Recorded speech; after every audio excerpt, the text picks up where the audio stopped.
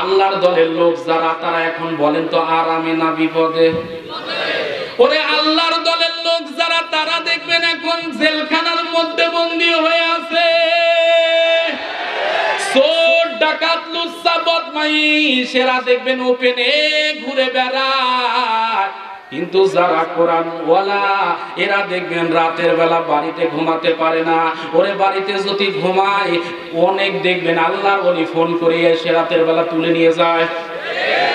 আমিও ভালো আছি, কিন্তু কতক্ষণ পর্যন্ত ভালো থাকা যাবে সেটা একটু দেখা দরকার। কথা বুঝতেছেন? কারণ আমরা আলোচনায় উঠলেই কিরামিন কাতিবিন দুই সাইড দিয়ে এসে চাপাচাপি শুরু করে দেয়। আজকে দেখা যাক কত সময় ভালো থাকা যায়। খুব ভালো। আল্লাহ পাক রব্বুল আলামিন আমাকে আলহামদুলিল্লাহ ভালো রেখেছেন, এজন্য শুকরিয়া।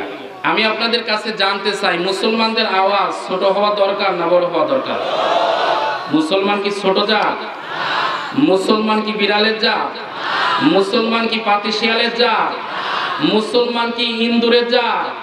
মুসলমানকে ভয় দেখালেই মুসলমান ভয় পায়?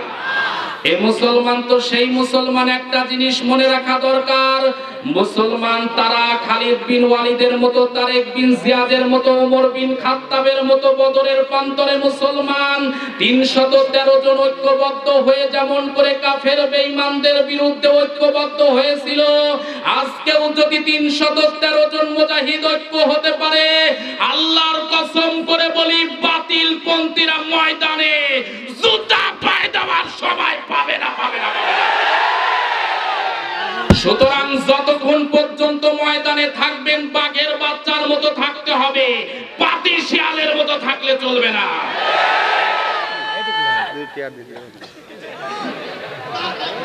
আপনারা বিরক্ত হলেন মনে হচ্ছে, রাগ করলেন। এখন বলেন তো, আমার সাথে কথা বলতে হবে, বাহিরে তাকানো যাবে না, যা হয় হয়ে যাবে, যা আছে কপালে হবে কাল সকালে। রাজি আছে তো? আচ্ছা দেখা যাক কি হয়। আচ্ছা আচ্ছা একটু পরে বলি। আমি আপনাদের কাছে জিজ্ঞাসা করি, আমরা কি ভাড়াটিয়া বাড়িতে থাকি না নিজের বাড়িতে থাকি ভাই? যারা কথা বলবেন না বুঝবেন ওগুলো ভাড়াটিয়া বাড়িতে থাকে। কারণ ভাড়াটিয়া বাড়িতে যেগুলো থাকে দেখবেন যত টাকাওয়ালা হোক পয়সাওয়ালা হোক ওইগুলো দেখবেন মিউ মিউ করে কথা বলে। আর নিজের বাড়িতে যদি কানা হোক, ল্যাংরা হোক, খোরা হোক, ওর আওয়াজ দেখবেন বাঘের বাচ্চার মতো হয়। তাহলে আমি আপনাদের কাছে জিজ্ঞাসা করি, আমরা ভাড়াটিয়া না বাড়িওয়ালা? এই জমিনে আমরা ভাড়াটিয়া হিসেবে থাকি না, আমরা নিজের বাড়িতে থাকি। এখন আমি আপনাদের কাছে জিজ্ঞাসা করি, আমাদের মনে করেন এই গয়েশ বাড়িতে এসেছি, উদাহরণটা গয়েশ বাড়িরই দিতে চাই। বলেন তো এই গয়েশ বাড়িতে চোরের সংখ্যা বেশি না বাড়িওয়ালার সংখ্যা বেশি? যারা বললেন না তারা কি ভাবলেন? চোরের সংখ্যা বেশি না বাড়িওয়ালার সংখ্যা বেশি? বাড়িওয়ালার সংখ্যা বেশি, কিন্তু চোরদের উৎপাতের কারণে মনে হচ্ছে বাংলাদেশে আর বাড়িওয়ালাই খুঁজে পাওয়া যাচ্ছে না। বোঝাবার জন্য বলতেছি, আব্দুল জলিলের বাড়িতে চোর ঢুকলো, গয়েশ বাড়ি এলাকার লোকেরা চিন্তা করতেছে আব্দুল জলিলের বাড়িতে চোর ঢুকছে, ঢুকুক, যা করে করুক, টাকা পয়সা যা নিয়ে চলে যায় যাক, মাগার আমার বাড়ি তো আসে নাই, যাব না। আমি বলি আব্দুল জলিলের বাড়িতে আজকে যে কায়দায় চোর ঢুকেছে, আজকে যদি প্রতিহত না করেন, ঐক্যবদ্ধ যদি না হয়ে চোরের বিরুদ্ধে দাঁড়ান, তাহলে আব্দুল জলিলের বাড়িতে যে কায়দায় চোর ঢুকেছে, আগামীকাল আজ হোক কাল হোক আপনার বাড়িতেও দোলাভাই চোর আসবে। তাহলে কি করা লাগবে? চোরের বিরুদ্ধে কথা একটাই, এক দাবি এক স্লোগান হবে, চোর যেখানে আসুক নাকে চোরকে তাড়াবার জন্য গয়েশবাড়ি ইউনিয়ন, গয়েশবাড়ি এলাকার সকল মুসলমান যদি ঐক্যবদ্ধ হয়, শুধু আব্দুল জলিলের বাড়ি থেকে চোর পালাবে না, বরং গয়েশবাড়ি এলাকাতে চোর মাগা ঢোকারই সাহস পাবে না। এই জন্য বলি বাড়িওয়ালাদের ভূমিকা নিয়ে, হাদিসওয়ালাদের ভূমিকা নিয়ে, তাফসীরওয়ালাদের ভূমিকা নিয়ে, বাড়ির সম্পদকে সংরক্ষণ করার জন্য, বাড়ির মানুষদেরকে সংরক্ষণ করার জন্য এই মুহূর্তে আপনি আমি যদি বাড়িওয়ালাদের ভূমিকা নিয়ে ময়দানে নামতে পারি, আল্লাহর কসম বলি, যারা চোর আছে, যারা এই জমিনে আমাদেরকে হুমকি দামকি দিচ্ছে, এরা যাই হোক না কেন বাংলার জমিনে টিকতে পারবে না। সুতরাং চোদ্দের বিরুদ্ধে রাখতে কারা কারা রাজি আছে? মুসলমান দুটি হাত তুলে লাগে দেখা।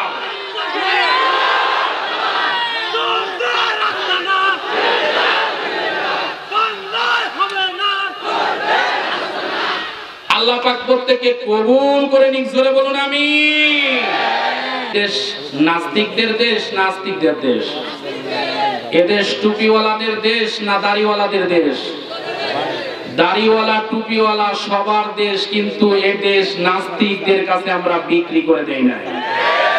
সুতরাং একটা জিনিস মনে রাখা দরকার, এদেশ টুপিওয়ালাদের দেশ, এদেশ দাড়িওয়ালাদের দেশ, এদেশ পাগড়িওয়ালাদের দেশ, এদেশ আলিয়া মাদ্রাসার দেশ, এদেশ কওমিয়া মাদ্রাসার দেশ। আর যাই হোক না কেন, এই জমিনে যদি কেউ চিন্তা করে ইহুদি খ্রিস্টানের এজেন্ট বাস্তবায়ন করব, এক সাগের রক্তের বিনিময় হলেও মুসলমান এই জমিনে ইহুদি খ্রিস্টানের এজেন্ট বাস্তবায়ন করতে দেওয়া হবে না।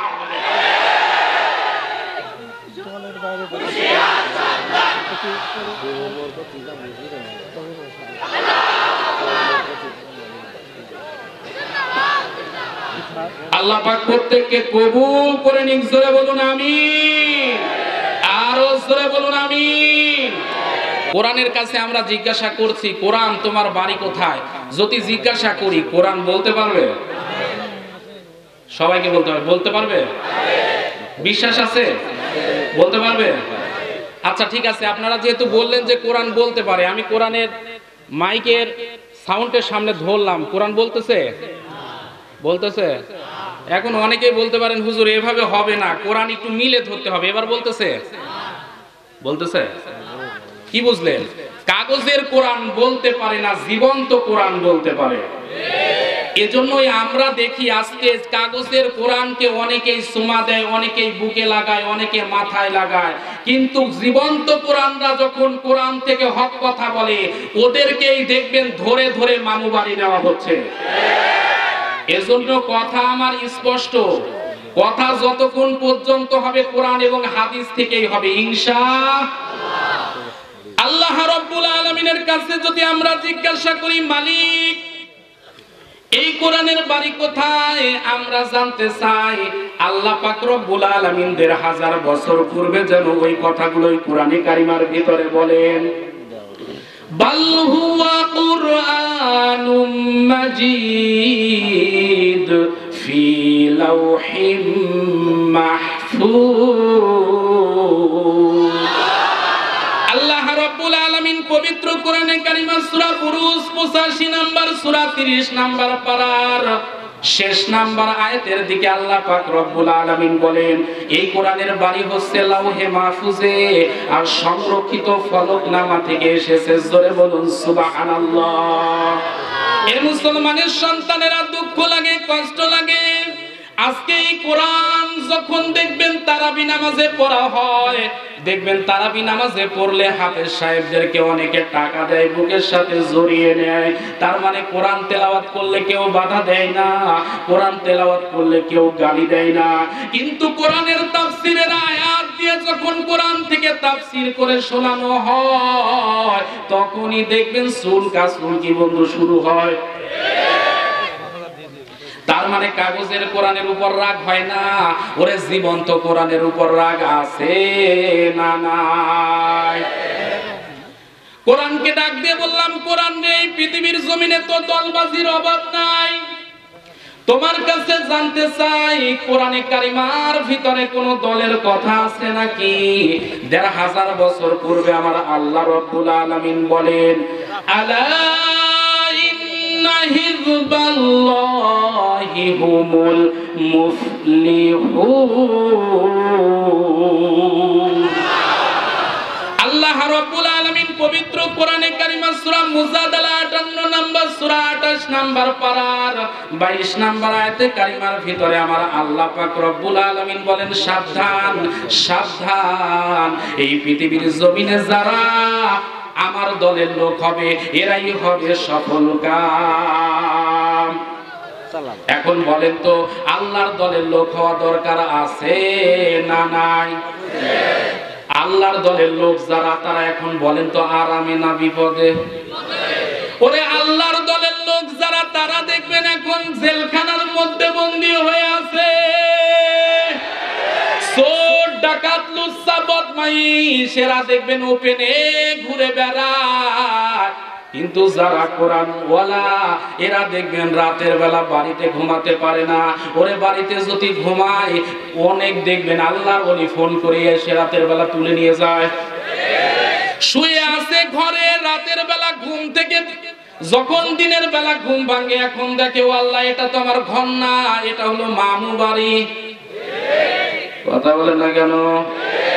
এরকম আল্লাহর ওলি আছে না নাই? অবশ্যই পাবনা জেলায় এগুলো কম পাওয়া যাচ্ছে।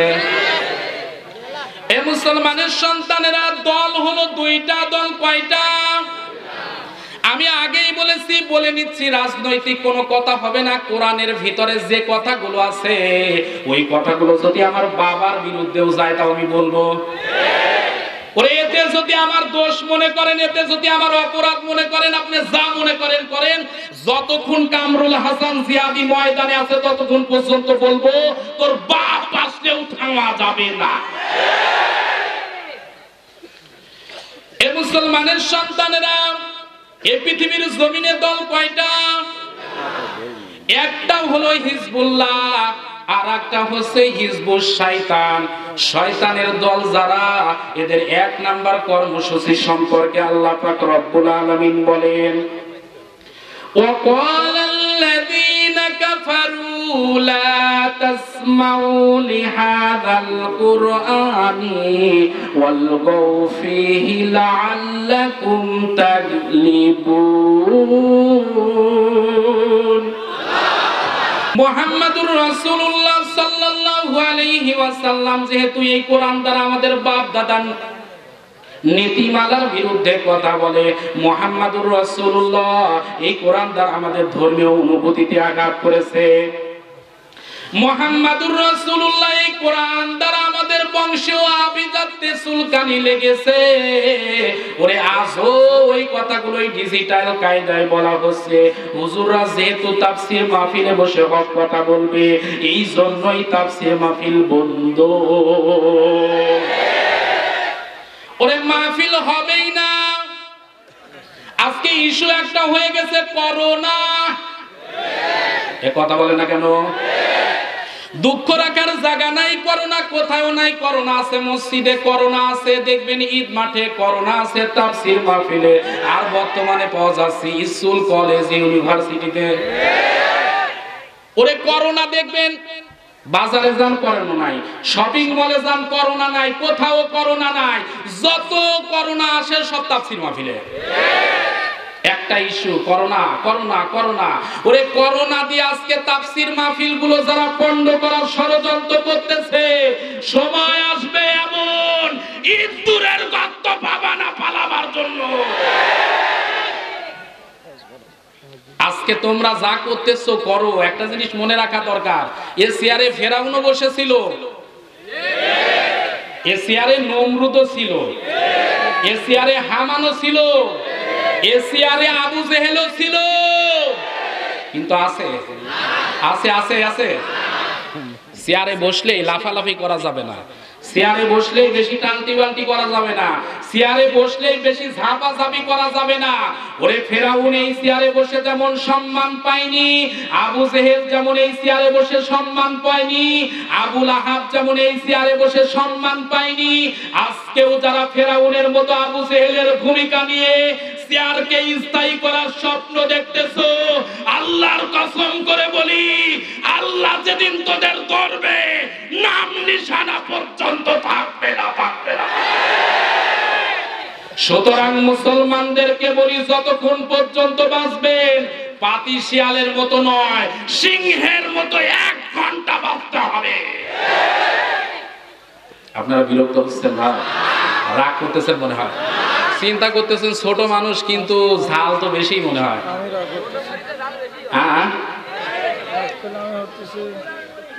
কিছু মরিচ আছে দেখবেন ভাই ছোট ছোট কিন্তু ঝাল, আর কিছু মরিচ আছে লম্বা কিন্তু ঝাল কম।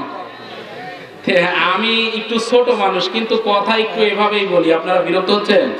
ও মুসলমানের সন্তানেরা, আপনাদের খেদমতে বলি, তার মানে একটা জিনিস চিন্তা করা দরকার, এই পৃথিবীর জমিনে যারা ক্ষমতায় ছিল তারা কি কিয়ামত পর্যন্ত থাকবে? থাকা সম্ভব? যে যে অবস্থাতেই থাকুক না, কিন্তু থাকা কিন্তু সম্ভব।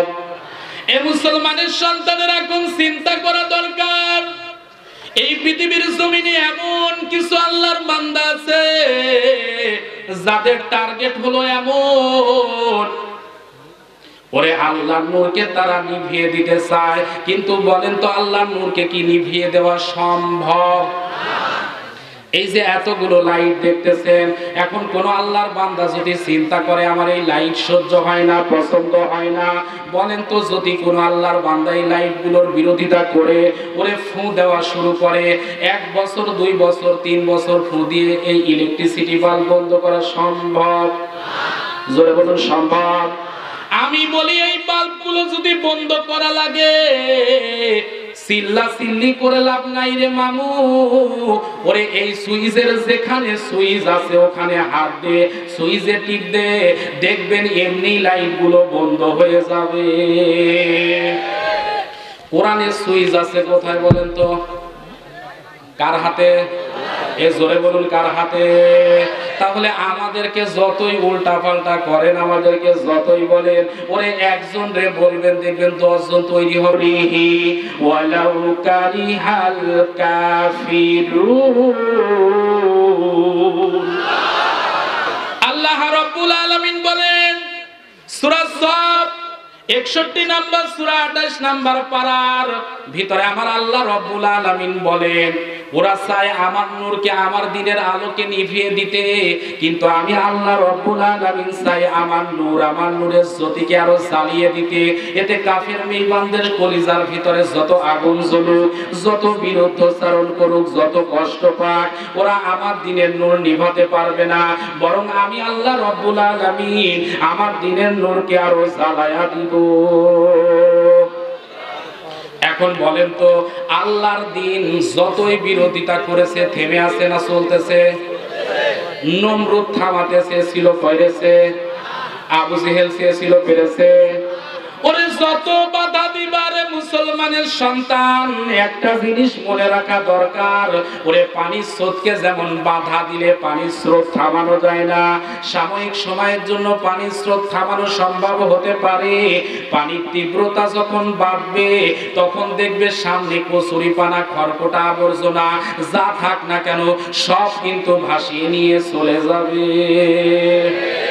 আজকে একটা জিনিস মনে রাখা দরকার, আমরা চুপ আছি, আমরা ঠান্ডা আছি, আমরা ঠান্ডা মস্তিষ্কে আছি, এতে আমাদেরকে দুর্বল ভাববেন না, আমরা দুর্বল নয়, আমরা চুপ করে আছি, আমরা আস্তে আছি, আমরা ধৈর্য ধারণ করে আছি। যেদিন বিস্ফোরণ ঘটবে ও মুসলমানের সন্তানেরা, খড়কুটার মতো যা সামনে আসবে সব কিছু বেঁচে পানার মতো চলে যাওয়া লাগবে।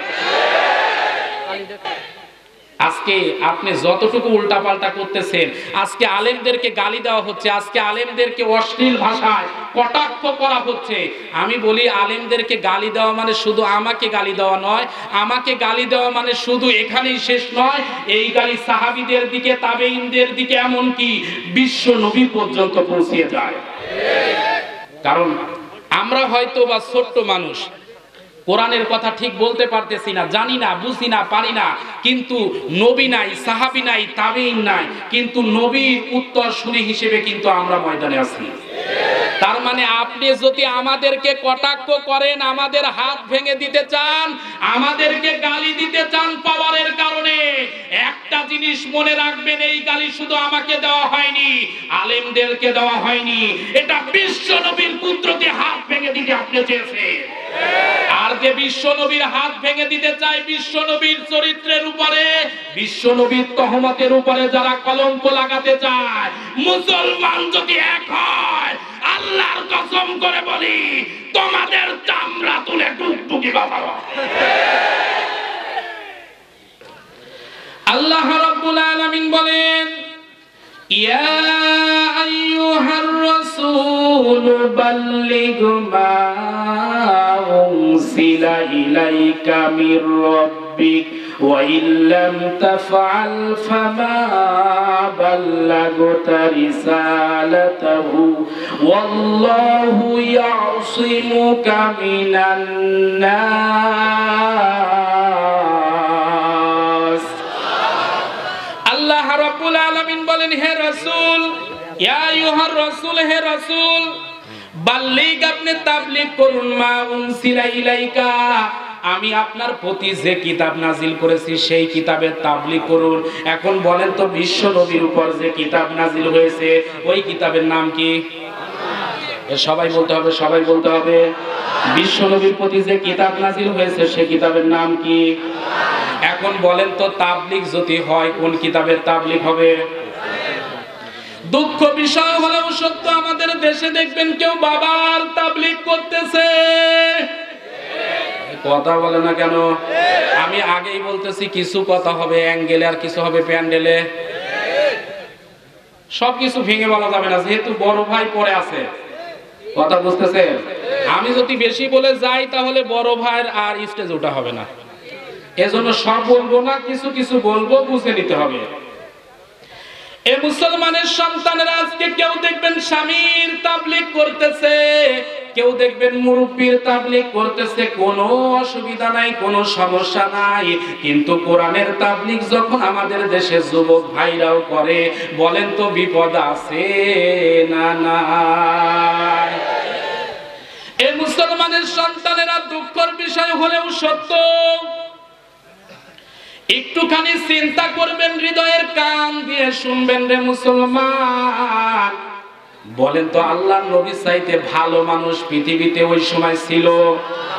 আর কিয়ামত পর্যন্ত হওয়া সম্ভব? এই মানুষটার মতো ভালো মানুষ পৃথিবীর জমিনে নাই। বিশ্ব নবী আমার যখন দাওয়াতি কাজ করে, যখন 40 বছর পর্যন্ত দাওয়াতি কাজ করেছেন, হিলফুল ফুজল নামক সংগঠন তৈরি করেছেন, কেউ খারাপ বলে নাই। নবীকে সবাই ভালোবেসেছে, আল আমিন উপাধি দিয়েছে, নবীকে আস-সাদিক বলে সম্বোধন করেছে। সবাই বলেছে, ওরে মুহাম্মাদুর রাসূলুল্লাহ সাল্লাল্লাহু আলাইহি ওয়াসাল্লামের চাইতে ভালো মানুষ নাই। কিন্তু নবী আমার 40 বছর পর হেরা পর্বতের গুহায় যেদিন কোরআনে কালিমার ঐশী বিধান পাইল, নবী আমার যেদিন কোরআন থেকে তাবলীগ করা শুরু করলো, ওরে সেই দিনই শুরু হলো ঝামেলা। একটু কথাগুলো বুঝবেন, এ মুসলমানের সন্তানেরা, শুধু ঝামেলাই নয়। আবু জেহেল দেখতে পারে না নবীকে, আবু লাহাব দেখতে পারে না, যার কাছে কোরআনের বাণী প্রচার করতে যায়, ওরে নবী তার কাছে শত্রু হয়ে যায়। কারণ আল্লাহর বাণী যখনই প্রচার করে তখনই আবু জেহেল উতবা সাইবা বুঝে ফেলেছে, ওরে নবীর যদি তাবলীগ যথাযথভাবে চলে তাহলে আমাদের ক্ষমতা একটারও চলবে না। পৃথিবীর জমিনে ওই কায়দায় চলতেছে রে বন্ধু। জানে বড় হুজুরের মতো ভালো মানুষ এই পৃথিবীর জমিনে নাই, কিন্তু স্বীকার করে না। জানে ওরে স্বীকার করলে মাগার গদি থাকবে না। কথা বলে না কেন? কিন্তু একটা জিনিস মনে রাখবেন, আল্লাহর মার জগতের বার। ওরে কয়েকদিন আগে আমরা দেখলাম ডক্টর এনায়েতুল্লাহ আব্বাসী হুজুরের সাথে মুরগি কবিরের একটা টক শো হয়েছে। ওরে এমন দেওয়া দিয়েছে, ওরে বাঁশ খাওয়ার পর আর মুরগি কবির কথা কয় না। কথা বলে না কেন? এক পর্যায়ে মুরগি কবির বলতেছে, আপনাদের মধ্যে যারা হুজুর আছে তার ভিতরে জনপ্রিয় কে?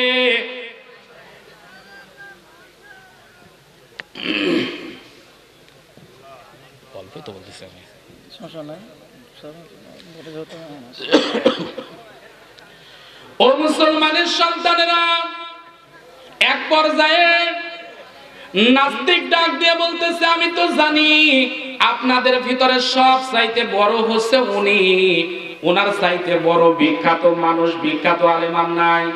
ডক্টর এনায়েতুল্লাহ আব্বাসী হুজুর কৌশল করে একটু বলতেছে, কি বলেন? ওনার চাইতেও আলেম তো অনেক আছে। নাস্তিক এমন সময় বলতেছে, না না, আপনি যতই বলেন না কেন, আল্লামা বড় হুজুরের চাইতে জনপ্রিয় মানুষ বাংলার জমিনে নাই। এনায়েতুল্লাহ আব্বাসী তখন বলতেছে, আপনিও আজকে স্বীকার করলেন যে ওনার চাইতে জনপ্রিয় বক্তা বাংলাদেশে নয়, গোটা পৃথিবীর জমিনেও নয়। ওরে, যাকে আল্লাহ পাক রব্বুল আলামিন হয়তোবা কিছুদিন আগেও এই মানুষটা বিতর্কিত ছিল, কিন্তু আজকে আলেমদের পক্ষ নেওয়ার কারণে, হক কথা বলার কারণে গোটা মুসলিম মিল্লাতের কাছে হিরো থেকে ডক্টর এনায়েতুল্লাহ আব্বাসী এই মুহূর্তে জিরো থেকে হিরো হয়ে গেছে। আর একজনের এত চুলকানি শুরু হয়েছে, খালি চুলকাচ্ছে আর চুলকাচ্ছে। কথা বলে না, কথা বলে না, কথা বলে। উনার যে কি চুলকানি হয়েছে রে ভাই, মনে হচ্ছে আমার কথা মনে বুঝতেছে না, রাগ করতেছেন? এ মুসলমানের সন্তানেরা, বিশ্ব নবী আমার যখন কোরআনের কথা বলে, তখন দেখবেন আবু জেহেলের তখনই উঠপাস শুরু হয়ে যায়। আজও পৃথিবীর জমিনে বিশ্ব নবীর মতো যারা কথা বলে, তখনই দেখবেন কিছু মানুষের ব্যথা লাগা শুরু হয়। আমি চিন্তা করেছি আজকে অনেক কল্পনা করে একটা আলোচনা করতে চাই। আমি আজকে বাংলাদেশের আলোচনা করব না, মিশরের একটু আলোচনা করব।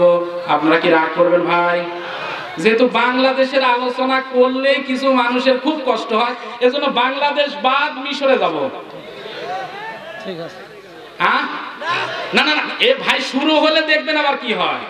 আমি কিন্তু বললাম যেহেতু বাংলাদেশ বলে রাগ হয়, মিশরের ওয়াজ করব, কিন্তু মিশরের ওয়াজ করার পর রাগ করলে কিন্তু খবর আছে। মিশরে যাইতে রাজি আছেন? আরে মিশরের ওয়াজের সাথে বাংলাদেশের ওয়াজ একেবারে মিলে যাবে। আমার কথা বোঝা যাচ্ছে না ভাই? আরে খেলতে পারলে যে কোনো মাঠেই খেলা যায়, আর যদি খেলতে না পারেন, ওরে আপনারে দেখবেন মামু বাড়িতে নিয়ে গেলেও খেলতে পারবেন না। এই মুসলমানের সন্তানেরা তাকান তাহলে মিশনের দিকে।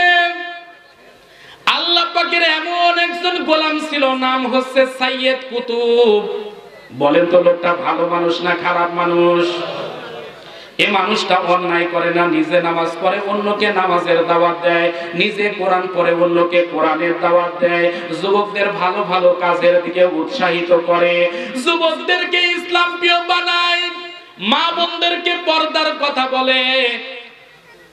ওই সময়কার প্রেসিডেন্ট ছিল জামাল আল নাসের। নাম কি বললাম ভাই? জামাল আল নাসের গোয়েন্দা সংস্থার কাছে ডাক দিয়ে বলে, ব্যাপারটা বুঝি না, আমার দেশের যুবকেরা এখন গান শোনে না, আমার যুবকেরা আজকে মদ খায় না, আমার যুবকেরা অশ্লীলতা করে না, আমার দেশে উলঙ্গপনা বেহায়াপনা করে না। যখন এমন কথা বলা হলো, গোয়েন্দা সংস্থা ঠিক আছে বলল, আমি কয়েকদিনের মধ্যে ইনফরমেশন দিচ্ছি।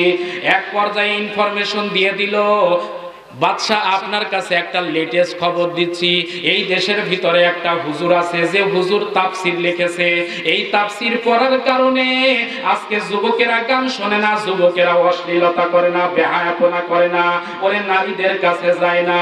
এই তাফসীর পড়ার কারণে সকল যুবকেরা ইসলাম ওয়ালা হয়ে যাচ্ছে। বলেন তো এই কাজটা ভালো কাজ না খারাপ কাজ? বাদশা জামাল আল নাসের চিন্তা করলো, আমি যে কায়দায় চেয়ারে বসে আছি, ওরে যুবকেরা যদি সব কোরআনের পক্ষে চলে যায়, ওরে আমার চেয়ারের গদিতে আগুন জ্বলবে। বাদশা এমন সময় ডাক দিয়ে বলতেছে, ঠিক আছে হুজুরে ধরে নিয়ে আয়, কোনো কথা চলবে না। হুজুর কেন তাফসীর করবে, হুজুর কেন এমন হক কথা বলবে? এখন বলেন তো সাইয়েদ কুতুবের কি কোনো দোষ আছে? সাইয়েদ কুতুবের কোনো অপরাধ আছে?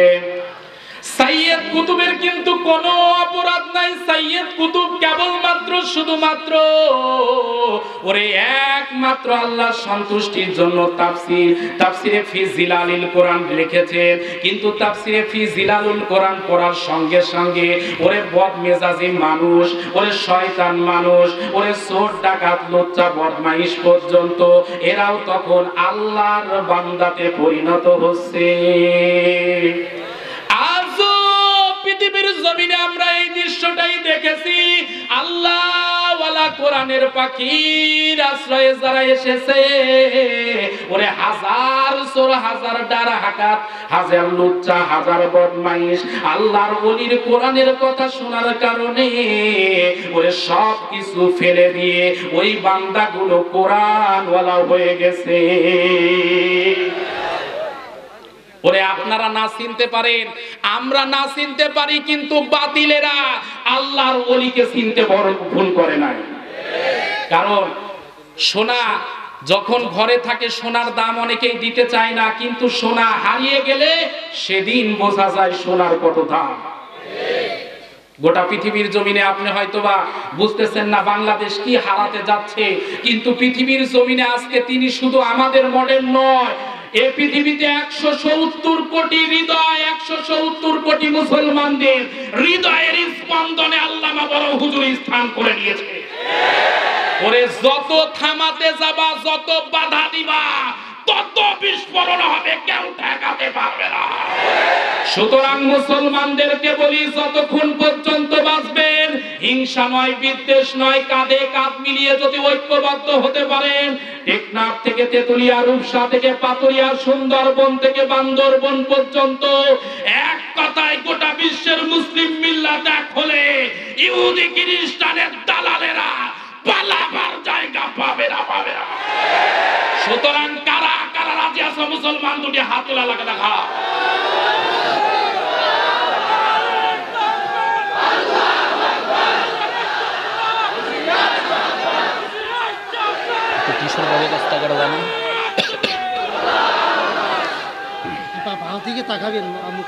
আচ্ছা আচ্ছা আচ্ছা, আসি আমি, আসি ভাই, আসি। আল্লাহ পাক সবাইকে কবুল করে নিক, জোরে বলুন আমিন। এ মুসলমানের সন্তানেরা, সাইয়েদ কুতুব যখন তাফসীর লিখেছে, তাফসীরে ফি জিলালিল কোরআন লেখা হয়ে গেছে। তাফসীরের লেখার কারণে হুজুরকে যখন জেলখানায় বন্দী করা হলো, আমি আপনার কাছে বলি, বলেন তো সাইয়েদ কুতুবের কি কোনো অপরাধ আছে? উনি কি চোর? উনি কি ডাকাত? উনি কি ধর্ষণকারী? একটা মাত্র অপরাধ, তিনি লিখেছেন কি? শুধুমাত্র কোরআনের তাফসীর লেখার কারণে সাইয়েদ কুতুবের ওরে যে কায়দায় জেলখানায় বন্দী করা হয়েছে, ওই কায়দায় কোরআনের তাফসীরের কথাগুলো বলার কারণে আল্লাহর ওলিরও বন্দী হওয়া লেগেছে। এ মুসলমানের সন্তানেরা, সাইয়েদ কুতুবকে যখন বন্দী করা হলো, বন্দী করার পর ডাক দিয়ে বলতেছে, হুজুর আপনার মতো বড় হুজুর এই মিশরের জমিনে নাই, সেটা আমিও জানি, আমিও মানি। আমার কথা হলো, আপনি যদি আমার কাছে অপরাধ স্বীকার করেন আর যদি বলেন যে আমি এরকম তাফসীর আর লিখবো না, আমি হকের কথা এইভাবে বলবো না, অন্য হুজুরদের মতো উকি ঝুঁকি মেরে চলবো, তাহলে আমি ছেড়ে দিব। আল্লাহর ওলি সাইয়েদ কুতুব শহীদ রাহমাতুল্লাহ আলাইহি ডাক দিয়ে বলে, ও বাদশারে, আমার যে মাথা আল্লাহর কাছে আমি নত করি, যে মাথা দিয়ে আমি আল্লাহকে সেজদা দেই, একটা জিনিস ভালো করে মনে রেখো, ওরে জীবন দিতে পারি, শহীদ হতে পারি, কিন্তু আল্লাহ ছাড়া এই পৃথিবীর কোনো মানুষের কাছে মাথা নত করতে পারি না। এখন বলেন তো, আল্লামা সাইয়েদ কুতুবের মতো এরকম বীর আজও পৃথিবীর জমিনে আছে না নাই? ওরে আছে মানে এই পাবনা জেলায় সোনার দুইজন মানুষকে হারিয়েছে পাবনাবাসী। যে মানুষটাকে বলা হয়েছিল প্রাণ ভিক্ষা চাও, তারা বলেছে প্রাণ ভিক্ষা তোদের মতো মানুষের কাছে চাইবো না, কারণ যে আল্লাহর হাতে জীবন, প্রাণ ভিক্ষা চাওয়া লাগলে তার কাছে চাইবো। প্রাণ দেওয়ার মালিক কে? হায়াতের মালিক কে? মৌতের মালিক কে? সুখে দুঃখে বিপদে আপদে প্রশংসা হবে কার? সুতরাং আমাদেরকে যতই বলো, আমাদেরকে যতই মারো, তোমরা চাইলে আমাদেরকে মারতে পারো, আমাদেরকে উড়িয়ে দিতে পারো, আমাদেরকে পৃথিবী থেকে বিদায়ও করে দিতে পারো, যেহেতু তোমাদের হাতে পাওয়ার আছে। কিন্তু একটা জিনিস মনে রেখো, পাওয়ারের অপব্যবহার করো না। ফেরাউন অপব্যবহার কারণে যেমন তলিয়ে গেছে, নমরুদ যেমন অপব্যবহারের কারণে তলিয়ে গেছে, ওরে এইভাবে যদি তোমরাও ক্ষমতার অপব্যবহার করো, ইতিহাসের এমন তলায় নিক্ষিপ্ত হবে, পৃথিবীর জমিনে তোমাদের নাম নেওয়ার মতো কোনো মানুষ খুঁজে পাওয়া যাবে না। বিরক্ত হচ্ছেন ভাই? কষ্ট পাচ্ছেন? আলোচনা চলবে না? আমার পরে ভাই আছে একজন, আপনারা সেটা জানেন, যতক্ষণ পর্যন্ত না আসবে আমি চালাবো ইনশাআল্লাহ। কিন্তু ইচ্ছা আছে ভাই আসার আগ পর্যন্ত আজকে আপনাদের হৃদয়ের খোরাক দেব, এটা আমার ইচ্ছা। কারণ পাবনাতে গত বছর এই মাহফিলটাতে আমি এসেছিলাম, কিন্তু স্টেজেই উঠতে পারিনি। মাঝে মাঝে দুঃখ লাগে রে ভাই, ছোট মানুষ, কিন্তু কি সমস্যা বুঝি না। কিছু মানুষ আছে দেখবেন হেলিকপ্টার দিয়ে আসে, ওরে হেলিকপ্টার দিয়ে দুলা ভাই বাড়িতে বেড়ানোর মতো চলে যায়, কোনো সমস্যা নাই। আর আমরা স্টেজে উঠলেই দুলা ভাইদের দেখবেন কাপুনি ঝাঁকুনি উঠে যায়। এখন চিন্তা করতে পারি না, একই কোরআনের কথা, একই সূরা, একই পারা, একই রুকু, একই তাফসীর কোরআনের হয়। ওনারা বললে মামুরা খুশি হয়, আর আমরা বললেই মামুরা গরম হয়। কথা কয় না, কথা কয় না, কথা কয় না। ব্যাপার চিন্তা আছে না নাই? জাতিকে আমি মনে করি এখনো ভাবা দরকার যে একই কোরআনের কথা একজন বললে ভালোবাসে, টাকা দেয়, আদর করে, যত্ন করে, আর একজন বললে রাগ হয় কেন? ওরে যারা কোরআনের কথা চুরি করে, কোরআনের কথা লুকায়, কোরআনের কথা যারা ধর্ম ব্যবসা করার জন্য পকেটের আন্ডারগ্রাউন্ডে ঢুকিয়ে দেয়, এদেরকে জালিমরা ভালোবাসতে পারে, কিন্তু কোরআনের হক কথা যারা বলে এদেরকেই জালিমরা বন্দী করে রাখে।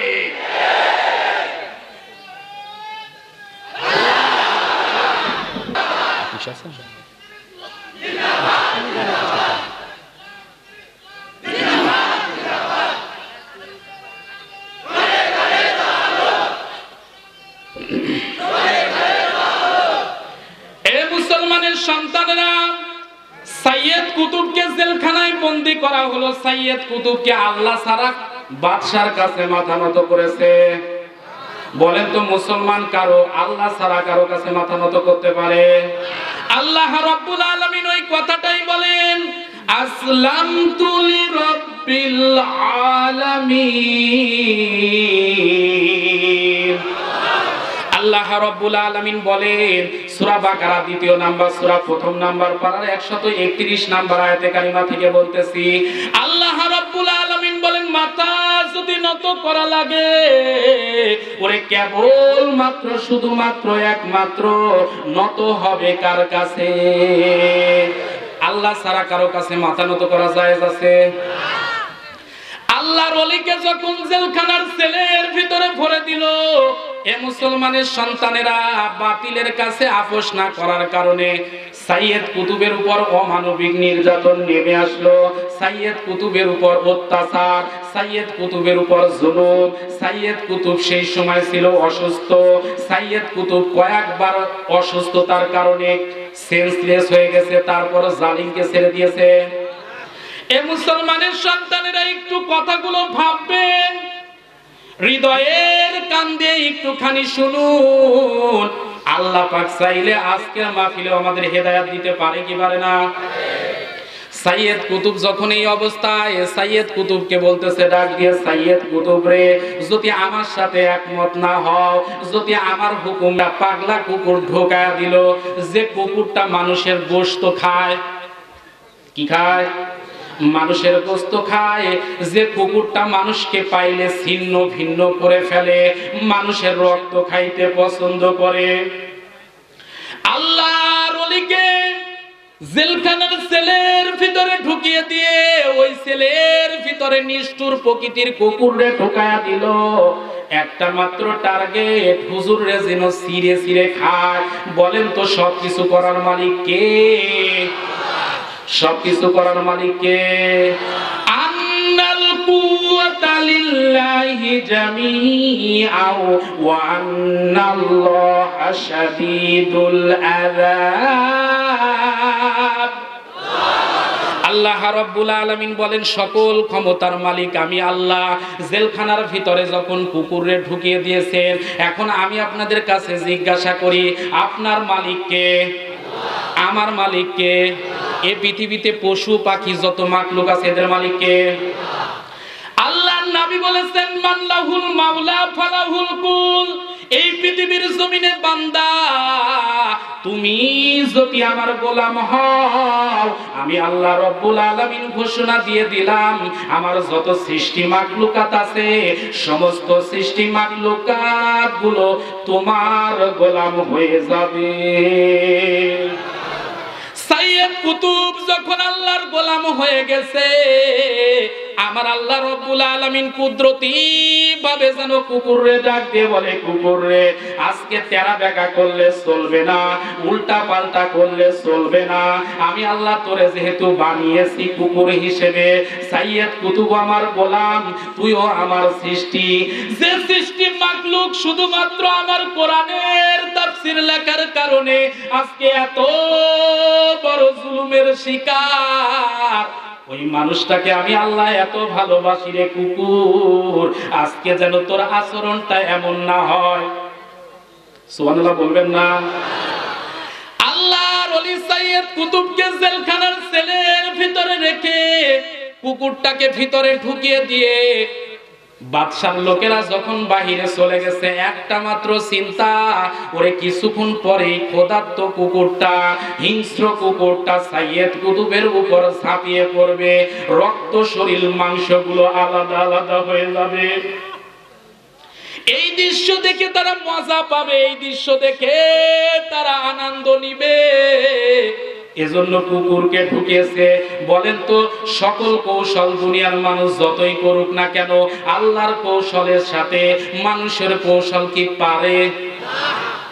মানুষ চাই একরকম, কিন্তু আমার আল্লাহ যেমন চাই সেটাই কিন্তু সফল হয়।